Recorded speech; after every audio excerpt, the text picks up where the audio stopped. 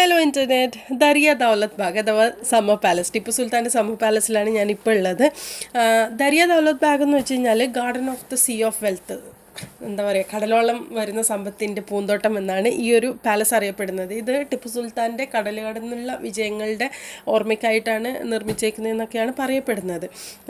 1784 കാവേരി നദീൻ്റെ തീരത്തായിട്ട് ശ്രീരംഗപട്ടണം കോട്ടയ്ക്ക് പുറം ഭാഗത്തായിട്ടാണ് ഈ ഒരു പാലസ് കൺസ്ട്രക്ട് ചെയ്തേക്കുന്നത്. ഇൻഡോ ഇസ്ലാമിക് സ്റ്റൈലാണ് ഇതിൻ്റെ ഒരു കൺസ്ട്രക്ഷൻ വരുന്നത്. അതേപോലെ തന്നെ ടീക്ക് വുഡ് ഉപയോഗിച്ചിട്ടാണ് മോസ്റ്റ് ഭാഗങ്ങളും ഇതിൻ്റെ നിർമ്മിച്ചിട്ടുള്ളത്. ഇതിനകത്ത് കയറിക്കഴിഞ്ഞാൽ ഏകദേശം മുഴുവൻ ഭാഗങ്ങളും, അതായത് വാളായിക്കോട്ടെ, റൂഫായിക്കോട്ടെ, എന്താ പറയുക, പില്ലേഴ്സ്, അതേപോലെ തന്നെ ഇതിൻ്റെ കാനോപ്പീസ് എല്ലാം തന്നെ വിവിധ തരം പെയിൻറ്റിങ്ങുകൾ കൊണ്ട് നിറച്ചേക്കാണ്. അപ്പോൾ എങ്ങോട്ട് നോക്കിയാലും നമുക്ക് നല്ല കാഴ്ചകളാണ് കിട്ടുക.